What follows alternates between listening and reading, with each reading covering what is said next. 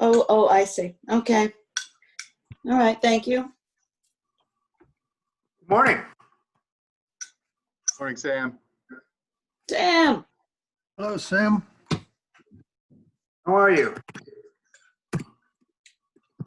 Fine. I just walked into the office. It was a real treat. I get to go. Sam, good morning. Noel, how are you? I'm good. I'm good. I'm sure Sam will appreciate the humor of this, but it was true. I don't know. Sam's probably on more Zoom calls than he'd like to admit, but about 3 weeks ago, he made a profound statement. He said, if we'd all known about this, we could have all taken out stock in Zoom. So we'd be in a much better position right now. Sam, did I get that right? I lost you for a second. I was making a comment, somewhat tongue-in-cheek, that you had mentioned a few weeks ago, since we're all on so many Zoom calls, that we should have taken out stock in Zoom, and we'd all be a lot richer these days. Oh yeah, Zoom, like the stock like doubled or tripled. Oh yeah. I think there was a senator or two that did, in fact, do that. I thought Zoom was a Chinese company. Yeah, that's right. All right, waiting for Fearless Leader. I don't know where he is. Still on another call. Helene, is he still on another call? I don't know. I'm here. Let me check. I'm already here. Oh, hello, darling. Good morning. So, good morning. Great. So we can get started. We can get started. Joe? Yep, I'm game. I have a hard stop at 10, so the sooner we get going, the sooner we cover everything. Okay. Angus, if you could stop double booking yourself, that'd be terrific. Joe, are we That all wasn't here? me. That wasn't me. Don't yell at me. Who was that? That was Joe Let's Smollett. see. Joe, are we all here? Let's see. We have Peter, Laura, Joe. We have Forum there. Joan. And there's John. Don't recognize that number.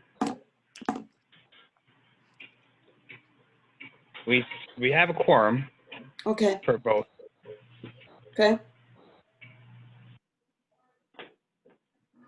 So if you'd like, I can kick it off.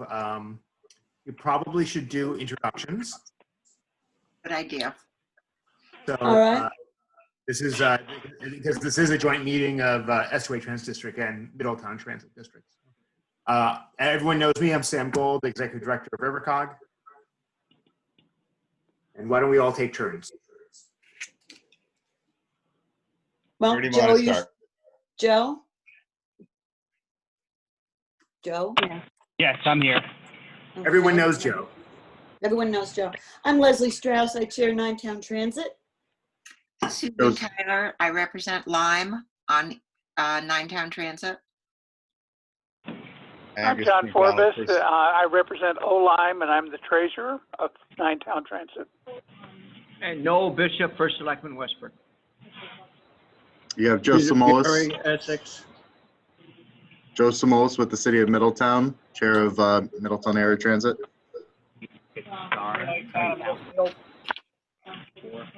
I'm Charlie Norris from Old Saybrook. Laura Angus Francis, McDonald, Durham. Deep River. Joan Gay, Killingworth. Laura, could you say your name again, please? Laura Francis, Town of Durham. And Angus? Yep, Angus McDonald, Deep River. All right, I think that covers Ninetown. I only heard one from Middletown. Is anyone else from Middletown? Laura Francis is. Oh, Laura, you're on the board for And Middletown? Ed Bailey. Okay. Ed Bailey And from Joe. Middlefield. And okay, thank you very much. And then we also have Ann Galbraith from our consultant. Morning, everyone. Morning, There's Ann. Morning. We also have Megan Juflis, Senior Planner at RiverCog. She's joining us as well. Let's see. Who is Tony? At RiverCog also. Who is Tony Zanks? Drummer for. She's from DOT. It's a crasher. Okay. We have Tony, Maureen, and is that all from DOT? Good morning. It's Alicia Gonzalez with DOT as well. Oh, Hi, good morning, Alicia. Good morning. All right, is there anyone that hasn't been recognized? Suzanne Helchowski's there. I think she's taking minutes. Am I correct, Suzanne? I'm here. I'm muted. I think. Are you taking minutes? I won't if you don't want me to. No. I mean, Joe's recording, but I always think a hard copy is correct. Joe, you with me on that? Yeah, well, we need both. Yeah. Oh, Yeah. okay. So you want me? Okay. I'm gonna Yes. be mute though. We always want you, And but then- if you could take the minutes, that'd be helpful too.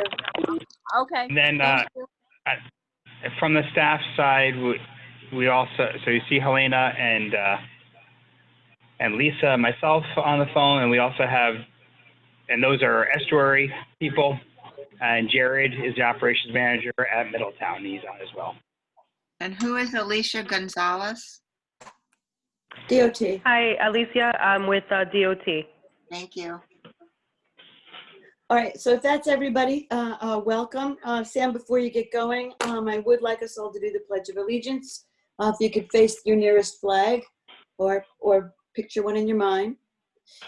I pledge allegiance to the flag of the United States of America and to the republic for which it stands, one nation, under God, indivisible, Indivisible, with liberty and justice for all. Oh, Thank you. I just want to say, Sam, I know you're going to run the meeting, but if I just have a couple of thoughts, if you don't mind. I would like to remind all of us what the purpose of today's meeting is, because I know we all have a lot of questions and a lot of concerns. But the purpose today, this is not a discussion meeting. This is not about consolidation agreements or concerns that we have going down the road. This is simply an opportunity to hear the consultant's report. Now, if you have questions and the consultants pause for questions at some point that are relevant to the presentation, by all means, raise your hand or go to the chat room, type out your question, and you'll be acknowledged. But other than that, I know Ninetown Board will be getting together privately. Not today. Joe's going to set up a doodle schedule. And we will also have an opportunity to meet with Dennis, who had a personal family emergency today. Is that correct, Joe? Yes. Okay. That's correct. Thank you. And the decision, since there's such a huge group today, was to continue forward. Let's hear the report and, as I say, move forward with all of this. Anything else, Joe, that you want to say before Sam gets going?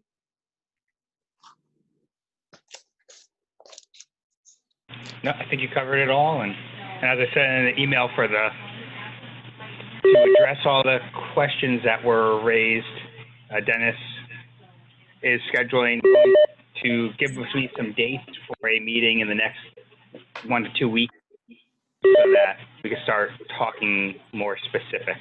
But as Leslie said, we wanted to get the presentation out there so that those who haven't gotten to read the pretty lengthy report that was sent out and get a good summary of it and be ready with any questions they might have for when we do get to speak with Dennis. Okay. I guess, Sam, you're it.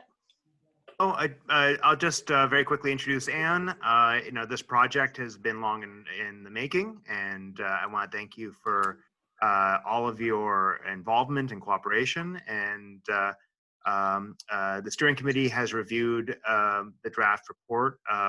That's the portions of the report regarding the maintenance facilities and governance, and so it's ready for your review. And really, you're the audience that matters for this. There's also a component regarding service improvements and changes. That is something which we need to put out for public review.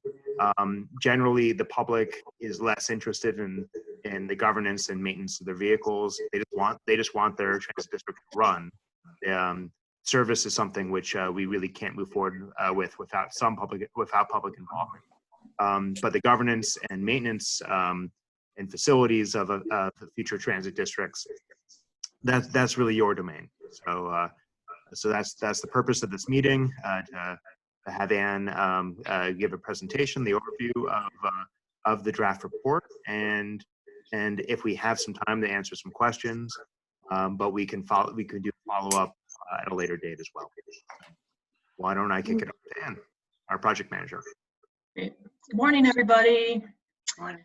I'm going to share my screen and run through the presentation. I know for some of you, you may not be watching on screen. I believe Joe sent around a copy of the PowerPoint, so I will, as I go through it, I will try and explain where I am, so those of you who are just looking at it on your own without the shared screen can see it that way. So give me a moment.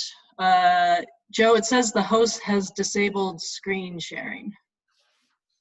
So Joe, you probably want to make Ann host, and then she can share her screen. I allowed it. You should be able to now. Sorry. No worries. Is that working now? Yes. So I am going to, I'm going to put this in full presentation mode, so I will not be able to see the chat. So if anyone has a question, feel free to jump in and let me know, because I cannot see the chat box. But can everyone who has the ability, can they see the screen? Good here. Good, okay. So, so I'm just going to a very high level, because I know some of you have a hard stop at 10, just give you a status of where we are in the study.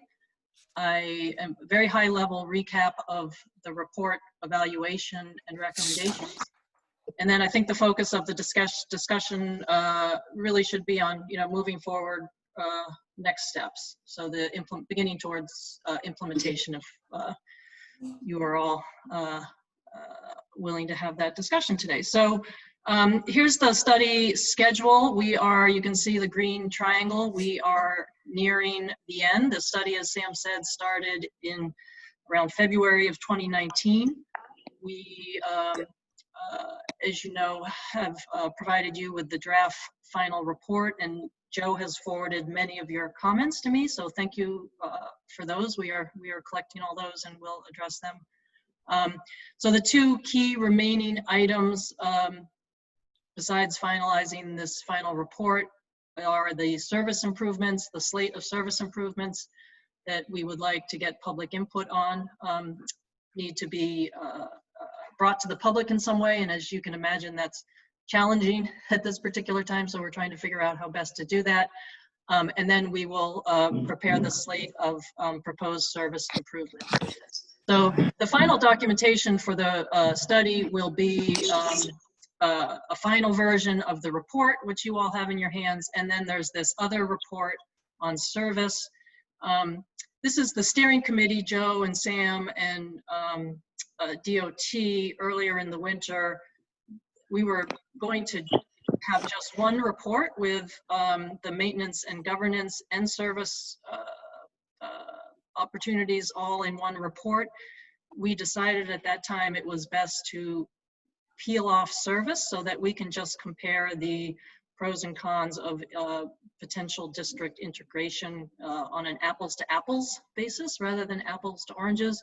So that the service considerations have been peeled off as a separate report. So those are on a separate track right now.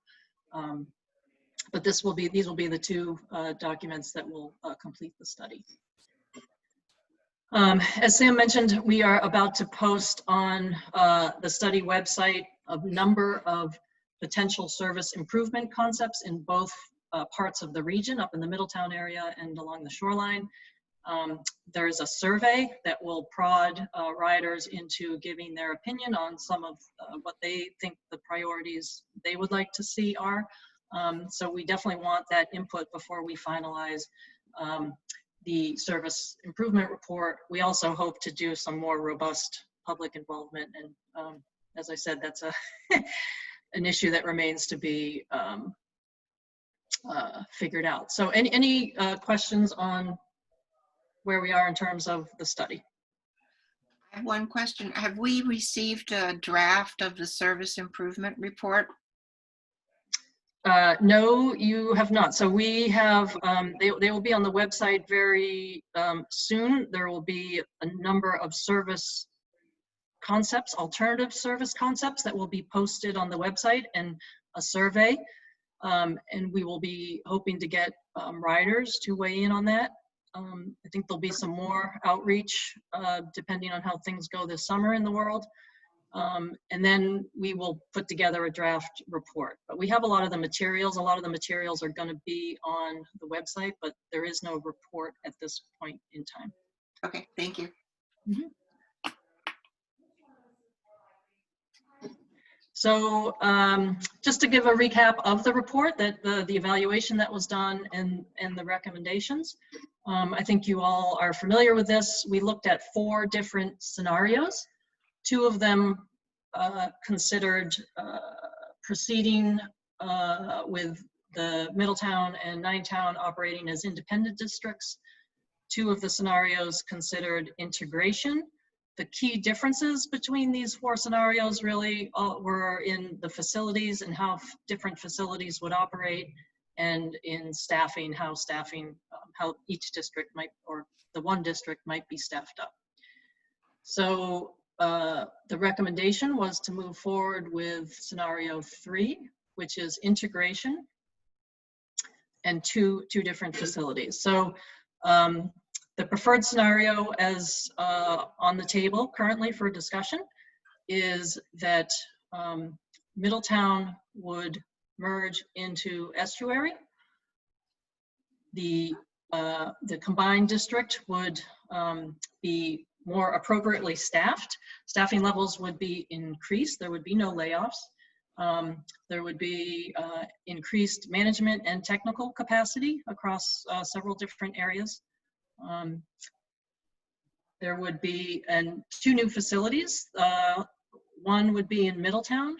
Middletown would effectively serve as the headquarters for the new combined district.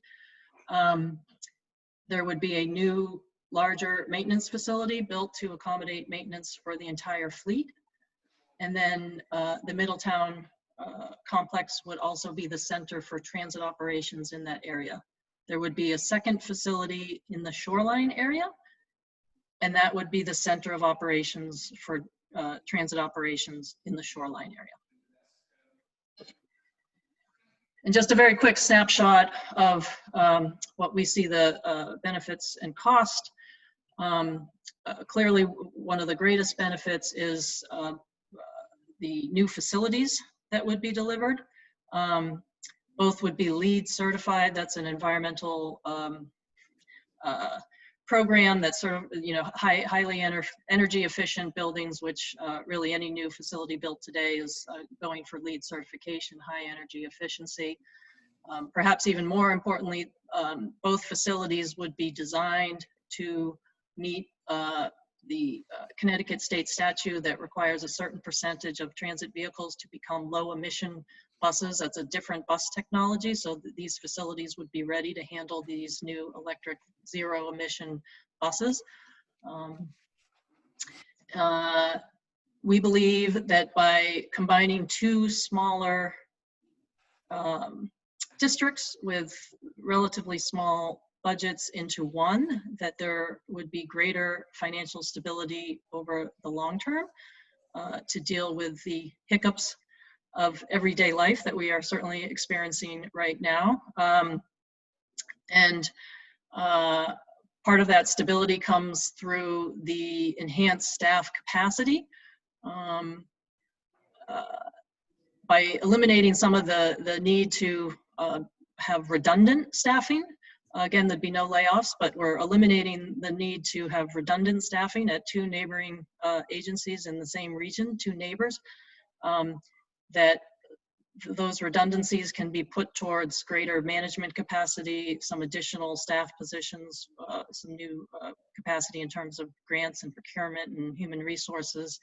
And then by offering new management positions, there's the opportunity for advancement, which we believe will help staff retainage over the long term, and that again helps overall agency resiliency. We also believe there are some opportunities to improve service as well. So you can see in FY20 dollars, which we used on our comparison across the board in the report, the annual operating cost of combined agency would be just over 6 million, which we believe is about 10% or 11% less than what it would be if the two districts proceeded to build new facilities and continue to operate as is today. There's also a similar, about a 12% savings in facility costs by sharing maintenance across the region. There would be, offsetting that a little bit, some other capital upgrades that are needed, and we'll get to that shortly, to support integration. So that in a snapshot is what is covered in the report. And again, before I move forward into the implementation plan, does anybody have any questions about anything in the report, any of the technical assumptions? We can also circle back. I know everyone's on mute. We can circle back. I've just got a few slides left. I can circle back at the end, and we can certainly have more of a freewheeling discussion. Just any burning questions now? Doesn't sound like it. Good. Okay, so I'm going to move just to walk through. Really, this is the last chapter of the report. For those of you who have it in front of you, just what we think, and I'm sure you have many thoughts on this, how if the preferred scenario is accepted by both of your boards, how implementation might move forward over the next few years. This is the timeline that's in the report, and this is what I'm going to walk through. I'm going to walk through each one of these columns separately. I'm going to start with facilities and then talk about staffing and governance and some of the steps, the progression we see in each one of these areas. So in terms of facilities, we have there's two recommended sites on the table. Moving forward, the first step would be to do some due diligence on these sites, environmental reviews, and also just negotiations. Making sure these sites are truly available and there's no unknowns in terms of environmental issues. It will also be important to have an agreement. We'll talk about some sort of letter agreement between DOT and the districts about how this is all going to move forward in terms of ownership. And then land acquisition, the process of land acquisition can begin. We believe that an RFP for design services should actually be issued concurrently because there is a relatively long lead time. If an RFP for architectural and engineering services is released sometime this summer, it'll realistically be probably 4 or 5 months at best, so late fall before a designer is on board to begin the process of actually working with all of you to design facilities. So I think getting an RFP out on the street for those design services makes sense even while some of the other details are being nailed down.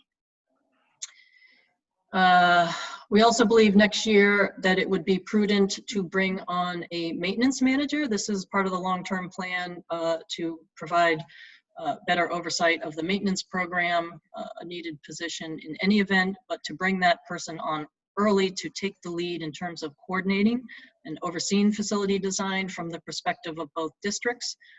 This person can also be a licensed mechanic who can support the ongoing maintenance programs for both agencies. So assuming the RFP gets issued and a designer brought on board late this fall, we believe that construction could begin as early as FY23. The Shoreline facility is a less complex facility. We believe that could open in FY24. and that the Middletown, the new vehicle maintenance facility and retrofits to the existing Middletown facilities could be complete in FY25. So that's facilities. I'm just going to keep moving, and I think the best is probably to handle discussion at the end. So in terms of management and staffing, just wanted to throw in there, I think very important, just because the word will get out about the recommendations in the report, is to at some point have an information session for staff to dispel any rumors or concerns about layoffs and any near-term changes. Going into next year, first step is certainly to formalize what is ongoing now with the sharing of the executive director and the finance staff. I had mentioned the maintenance director. The other hire we see in next year, next fiscal year, is to bring on a human resources specialist. And my apologies, I know someone pointed out in their comments on the final report that I interchangeably use maintenance manager, maintenance director. I think I use human resources director. I am talking about, and I apologize for that, just the same, these are the same people. So whether it's a maintenance manager, director, or human resources manager or specialist, there's just one person. So this human resources person would oversee upcoming staff changes, perhaps a benefit study, be responsible for the hiring. There'll be a lot of moving parts there, so that's important to bring that person on early. The following year, there is an open mechanic position at Middletown. Once there is a maintenance director there to oversee this person and the program at a higher quality level, we believe that position should be filled. That does open up the possibility for some, we don't incorporate this at all, but it opens up the possibility that some 9-town vehicles could begin to be sent to Middletown for some light inspections and preventative maintenance if desired, once those positions are filled. The other hires in FY22 that we think are extremely important are 2 of the additional full-time staff that would be brought on is a grants procurement manager and transitioning the administrative part-time assistant at 9-town to full-time to bring on some additional responsibilities. If this merger were to go as currently put on the table for FY23, that makes FY22 an extremely busy year for all of you. And particularly for Joe. So it would be very important to have this additional staff brought on in FY22 to begin to take on some of the responsibilities that Joe handles on a regular basis, Joe and Helena. So to begin to alleviate them of some of their ongoing duties so that they can focus on some of the bigger issues that will certainly be before them in FY22. The 2 other steps we see in FY22 would be to shift all the non-union, non-driver Middletown staff to the estuary payroll. That is a move that would just simplify kind of a first step in the process, but it would bring everyone onto the same benefits package, same rules, same just be a simpler and cleaner staff to manage. And even though the Middletown staff, the administrative staff, which I think includes just the operations manager, the supervisors, the dispatch, and the mechanics would be brought on to estuary's payroll. However, we believe everyone should be housed up in Middletown. So even though everyone's on estuary's payroll, the estuary administrative staff, so Joe, Helena, admin, would move to work each day in Middletown, leaving just Margaret and the dispatchers and the drivers down the transportation operation functioning out of estuary. So that's how we see that happening. Room for discussion there. In FY23, the Teamsters contract is up. I believe it's December 2022. I may have that date wrong in my head. And then in FY24 and 25, as the facilities come online, additional mechanics and the janitors who would also do, more of a facility maintenance role would come on at each facility. Just a few more slides. Governance, this is laid out in more detail in the report. We see the very first critical step would be for all of you, that's DOT, Middletown, and Estuary, to have some sort of written agreement on perhaps saying, we agree to move forward. Here are our set of conditions that we think are very important, or milestones that must be met as we move forward over the next 2 or 3 years. Laying those out so that some of these, the design process and land acquisition can begin to move forward. But it's important to just lay out who's responsible for what and what needs to be done by when to make everyone comfortable with the process.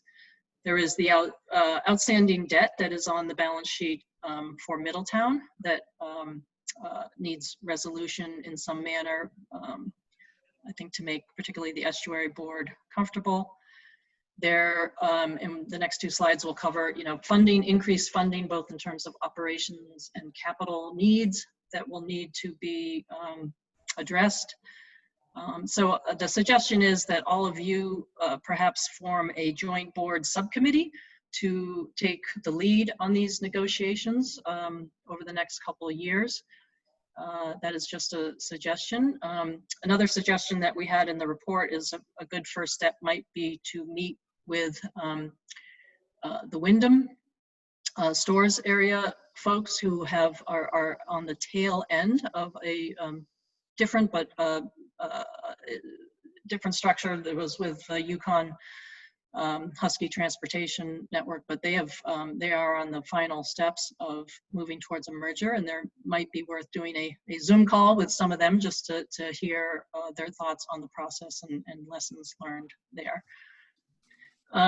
So as assuming things move forward in FY22,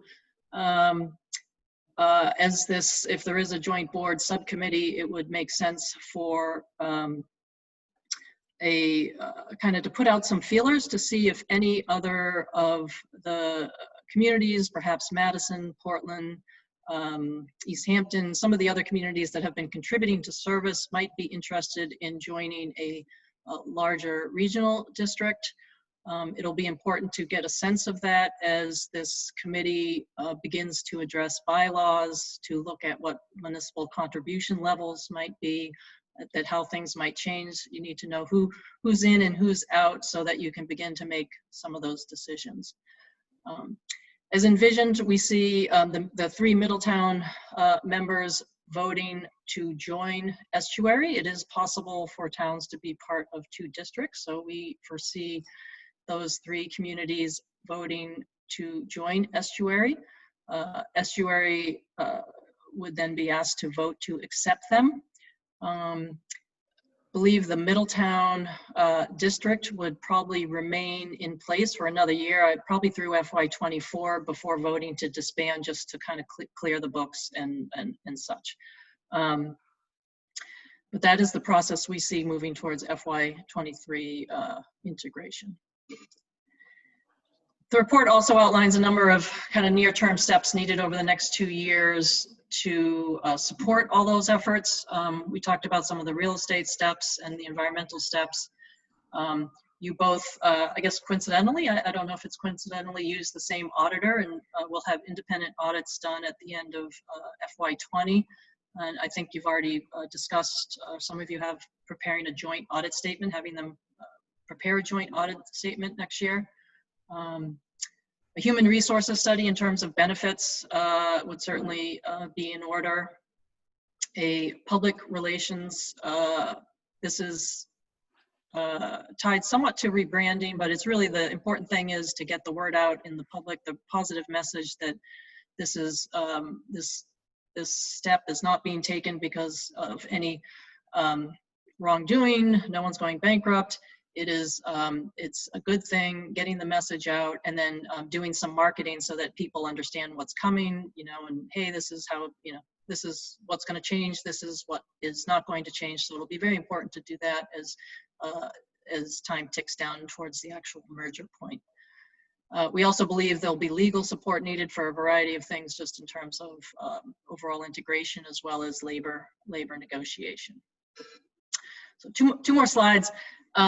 This is very early. This is, Joe and I worked a little bit on this yesterday, but still take these numbers as draft, please. This is a 5-year budget. You can see, for those of you who are looking at the presentation at home, I added this morning, I forgot the second line that shows the first, in FY21 and FY22, the first 2 columns are Middletown and Estuary, with the blue column being combined. And then in FY23, 24, and 25, the last 3 columns are the combined spending. So for those of you who got Joe's version last night, it was missing that row that showed which agency we were talking about. But this breaks down the progression in terms of cost as staff has transitioned to Estuary, which has a higher fringe benefit rate, as additional staff is brought on, and as the facilities come online. So you can see the first subtotal presents the dollars in FY20 dollars, which is how the report was organized. We then apply a 3% inflation factor over time. So in terms of year of expenditure, you can see that budgets grow from around 5.5 million up to just over 7 million by FY25. These numbers, a lot of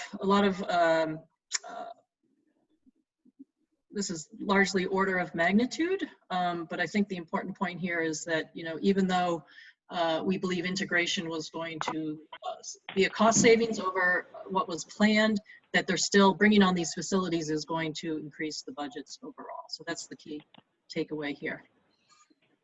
And then just the last slide is the additional capital request. This would be in addition to any capital program that you guys have ongoing today. So you do have other capital requests and needs out there, but these are items that were highlighted in the report as being needed for to support integration. And these are laid out by fiscal year as well. They include, in the first year, bringing Middletown vehicles onto the license of EcoLane so that on-demand scheduling can be coordinated across the region. In FY22, I think probably one of the most critical things is before the merger to bring Middletown vehicles onto the same AVL and radio system so that all the vehicles can be, you know, whoever's in charge of vehicles across the region, they know where they are and then can talk to drivers and staff on one system. Rebranding efforts, FY22, we believe a study should be done to figure out, do you want to repaint the buses? Is there going to be a new name? Or are we going to keep an original name? A look at what needs to be done, websites, uniforms, bus stop signs, what is included in rebranding. The dollars in FY23 would be carrying out that plan. There's also a software purchase for fixed route planning and scheduling as the fleet gets bigger. A fare collection upgrade that is already budgeted for 9-town vehicles. It would be important to bring Middletown vehicles onto the same system. And finally, the purchase of some additional non-revenue vehicles. One of the critical ones there being a service truck. That's the $125,000 in FY24. That's a larger truck with a lift. As the maintenance program goes regional. So with that, I think that's the end of my presentation. I'm gonna stop screen sharing so we can all see each other. Here we go. And turn it back to you, Sam, or Leslie, Joe. I don't know how you guys would like to proceed. Laura has a question, everyone. Ian, thank you very much. That was a good presentation, good overview. I have a question about the proposed HR position. I assume that's not a bookkeeper position, but somewhat of an admin a director type position. And do you anticipate that being needed full time? Yeah, I think the thought there was that that person would also alleviate, I guess it's Helena. Helena, you would know the payroll, you know, weekly payroll is a time consuming task. So the HR director would handle payroll.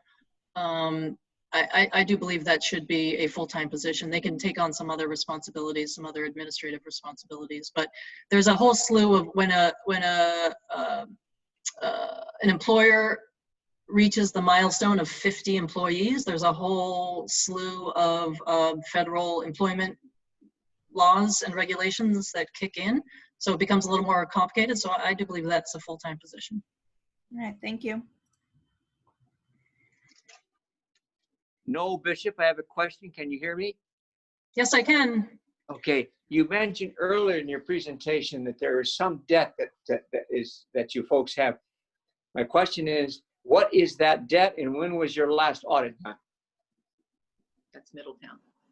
Middletown.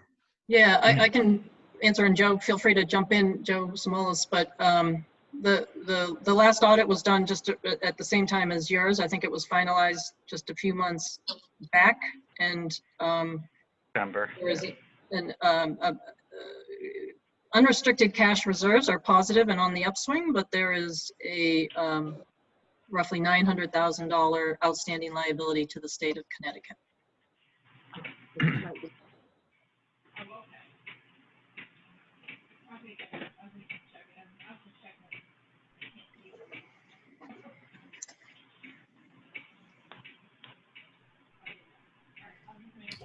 Ann, I have a question. This is Leslie. Hi, Leslie. I think one of my personal concerns was the language under scenario number 3, in the beginning of the presentation, under service improvements, I guess, where you're talking about definition for the scenario 3 includes the shoreline facility as being referred to as a satellite. And I don't know, I think many of the Ninetown members just don't like the language on that, because we would like to see, in your mind and in our minds, these are 2 completely self-sufficient facilities. We have a shoreline facility, we have a Middletown facility. More operations are being held in Middletown, but by no means is the shoreline facility just a bus depot. Mm-hmm. Yeah, and my apologies. That was, we agree, and we tried to pick up and capture all those changes, and we missed a few, and those will be corrected in the final version. Thank you. Mm-hmm. So this is Joe Simolis with the City of Middletown, and I'm going to speak on behalf of myself and from, I know, Middletown's mayor. Whatever direction that our 2 boards decide to go into, we want to make sure that, first and foremost, services to both districts aren't compromised and in fact enhanced. And we want to be part of that positive, progressive push to increase public transit within the whole county. So, from our standpoint, from the City of Middletown, and the other board members, I'm sure, feel the same way. We want to make sure that whatever is decided upon down the road, that estuary, your board is confident that the citizens that you serve are going to be served at a higher level than they are now. And on the same end, for Middletown, we want to make sure that the citizens of Middletown in the area that it serves, such as Durham, Middlefield, Portland, and East Hampton, really get a robust, well-connected, thriving transit district at the end of the day. And whatever we can do to help facilitate that, we're here to assist. So I just, on behalf of myself and the City of Middletown, and I believe I can speak for the rest of the board, that is our main goal with this this endeavor. So whatever the final outcome is, we want it to be beneficial for all. And and I appreciate Estuary's time today to actually review the study, as well as the members of the Middletown Transit District. And thank you, Ann and Sam, for really facilitating the discussion. I think Laura Francis has a question. I already asked mine, Sam. Thank you. Oh, sorry, that was an old chat. Sorry about that. Yeah, Sam, Ed Bailey here. Yeah, I echo Joe's comments about about this going forward, whereas this should be a win-win for both organizations. And I think, I believe this study does present us with a roadmap to that end. And I think it's a very comprehensive look at where we are and where we can be. And I think we can be at a much better place some years out. I, at the risk of jumping in twice, does anybody mind? Okay, I had another, this is Leslie again. I had another question down under governance and about the timeline on funding requests. I'm confused about chicken and egg on a lot of this. If we don't know up front tomorrow that the funds are available to do everything we want to do, what are we doing? Yeah, I'll let Sam jump in after me, please. But I think this points to the importance of the first step. Really needs to be some sort of memorandum of understanding, letter of agreement, whatever you want to call it, between the three parties, estuary, Middletown, and DOT, right? So just because there are, you got to move forward on facilities, because if you don't move forward, those have a long lead time. So that's why I think that agreement needs to be structured, with milestones and conditions, or whatever you want to call them. But we're willing to go this far until we see this happen. This needs, we need assurance on this. We could argue over the details. There are many, but you need some sort of agreement saying, yeah, this is the path we're going down. No one's signing that my town's going to vote to join your district yet, but this is the path we feel we need to take to make ourselves comfortable. Yeah, I would concur with Ann's recommendation that I think the next step for both transit districts is an MOU with the DOT that outlines all the expectations and steps for that the transit districts have to move forward. I think an MOU would also be helpful in giving DOT the assurance that this is moving in the direction that they would like to see it, and so they can start movement on procuring real estate. But ultimately, I think the MOU needs to spell out the terms and conditions of the transit districts to move forward, and exactly as Ann said, with milestones and deliverables. I'll just add quick that I spoke with Dennis last night, and he agreed that would exactly be the next step, and that he is eager to get working on that with us and enter into an MOU and negotiate those terms. So they understand that would be the next step, and that we would expect them to make certain commitments for us to start moving forward. Like obviously one of the terms should be sort of put in writing what Dennis has told both the boards in person, that additional costs from the merger will not be borne by the transit districts. So that's obviously a very early commitment that Dennis has already made, but the transit districts would want in writing. Yeah, that and he's also moving on the facilities. So, we obviously want commitment to all the facilities that are mentioned in the report, because they all are reliant upon each other. Right, and so exactly, one of the Middletown facility right now is not envisioned to be large enough to fulfill the role of the shoreline facility. And the worst case scenario would be movement on a Middletown facility and no movement on the shoreline facility, and then be stuck with a facility in Middletown that does not that was never designed for a purpose of being the single facility for the district. Both of the facilities need to move forward at the same time.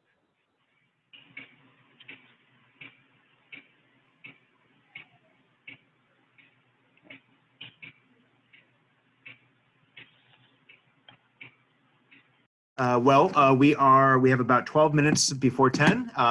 Any other questions, discussion, anything else that you would like to discuss as a group, or any questions you would like us to get back to you on?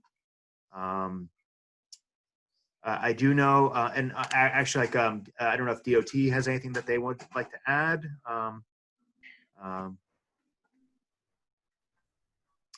I do know that that we do have there's still some outstanding items that we do need to talk to DOT about.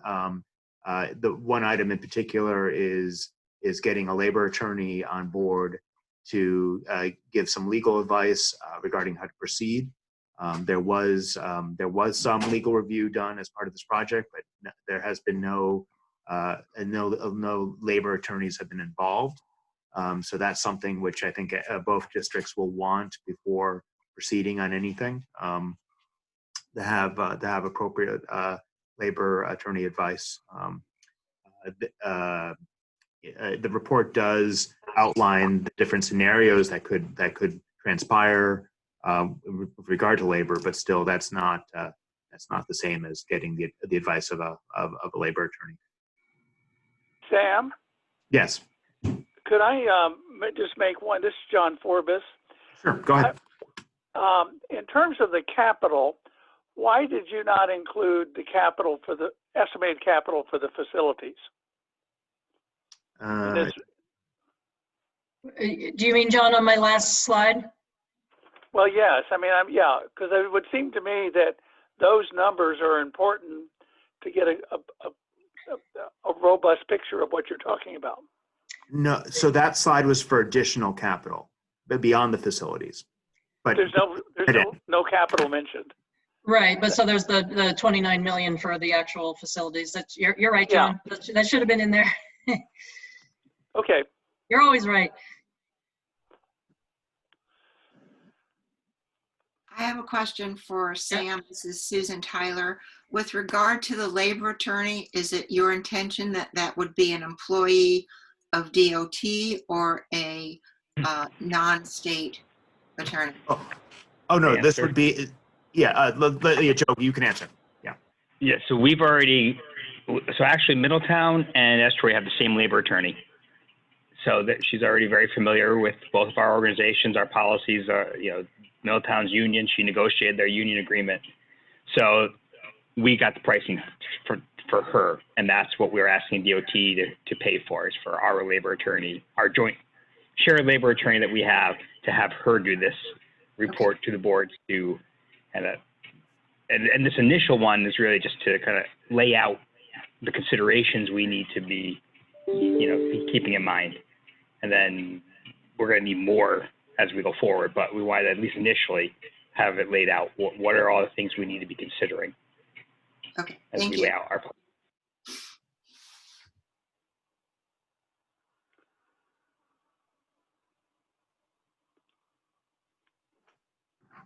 So any other questions that we should? I think it looked like Peter was talking.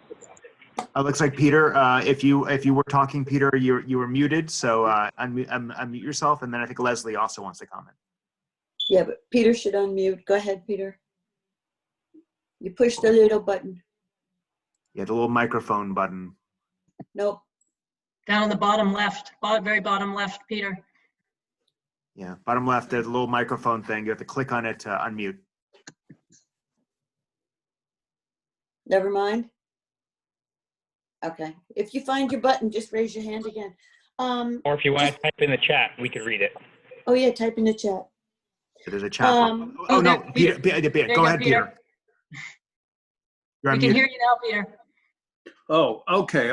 The only thing that I was going to comment is I feel like a kid in a college course, and the professor has given me a big report that he wants back. There are so many questions that you have aroused that I'm going to be like a student going through it all. And maybe in a week or two, I'll have a question, but I thought you did a good job. Thank you. Thank you. I just had a timeline question again under management. the logic to the whole staff going to Middletown while payrolls, and I don't care where payroll is actually, but why does the staff go up to Middletown so early on here? Well, Joe, I'll let you answer this as well, but you know, I think the existing office space where Estuary is pretty cramped, having been there a couple times. So, and also to begin to get the staff working together to build trust and have them working together. So the office space in the Centerbrook office park, I envision being, you know, Margaret and dispatch and the driver's report there, and there's more room for that operation. But the administrative staff is all working together up in Middletown, and I guess the timing of that can be tweaked. Joe, I know you've got thoughts on why it's easier. Joe's the one who would probably be managing all these people, so what makes sense from his perspective is certainly important. Yeah. So while I'm in no rush to have to give up my 5-minute commute and have to go up to Middletown, that's the only that facility has a space for the combined staffs, and then the new people we're adding. There is no space down here to add anybody. And as Ann said, it would give more room for the people who would remain here to actually have like a driver room and those types of things. So there is no consolidating down anywhere else. And that way you get all the management in one location. Thank you. It looks like we're done. Sam, are we done? I think we are. I think from this point forward, following up on Peter, what Peter mentioned is please think about this, review this, get us your questions. You can give your questions to Joe, or you can directly send them to Ann or me, and we will get you answers. I think we should start working on an outline of what our MOU should look like for consideration. Once again, the MOU wouldn't be binding on the transit districts to vote any which way, but it sets the framework for eventually getting to that vote. Sam, excuse me, whose responsibility is it to develop the MOU? Well, I think I would work with Joe and the two chairs of the two transit districts. I think that would be the best, and DOT. All three parties need to be involved in drafting this. And I would assume that the draft MOU would be given to the board members of both transit districts for them to review and comment on. Yeah. I don't know if Joe, if you have anything to add to that, but I can facilitate it, but it has to be agreeable to both the three parties. Well, that, and we also, I mean, there was discussion too of a, I don't know if when you mentioned having a subcommittee, and was it envisioned the subcommittee would, part of what they would do is work on that MOU. I mean, these come. Yeah, I think so. Estuary, you have the larger board. Joe, Yeah. you have a smaller group. But I think it makes sense, or you could all choose to stay involved, but it seems to make sense to have a couple people working together and bringing stuff back to their respective boards as need be, which will be, it'll be an ongoing agenda item for you both, I'm sure. But it makes sense to me to do a smaller subcommittee. But it's up to you. That's how I envision it would be the easiest way, just because we have, with two boards combined, that's 12 people. So I don't know if you have expertise. To have a smaller group to work the details. You may have certain expertise among you that lends itself to, leading this process. I don't know the answers to that.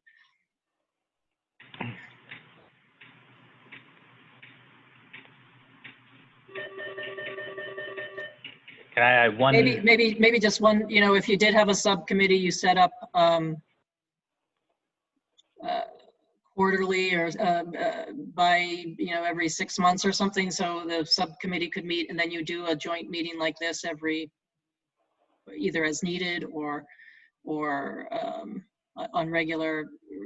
You clearly both have to continue to operate your own districts going forward, but to 3 or 4 times a year have a joint meeting to get a report out from the subcommittee on, and decisions have to be made about the next steps and stuff might be a good approach as well.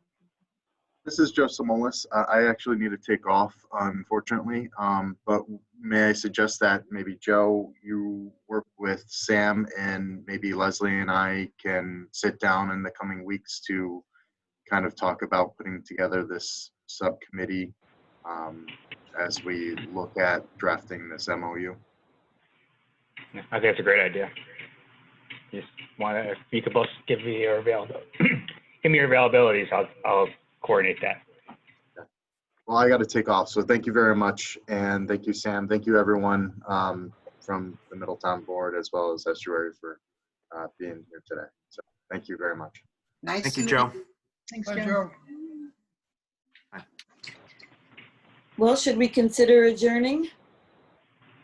Can I just add one thing for the Estuary Board? Please remember, we're trying to get that special meeting set up to approve the first approval of the budget.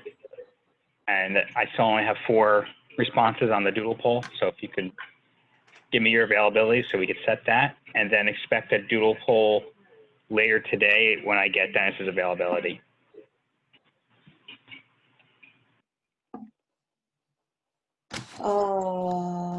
Okay. All right. So other than that, is there any other business before we may have a motion to adjourn? So move. All right. Second, I'm going to assume it's there. All in favor? All Aye. opposed? Aye. And thank you very much. And You're welcome. stay you. tuned for details on our next gathering. We do not have a date yet for our next meeting, but put that on the agenda. Thank you. Bye, everybody.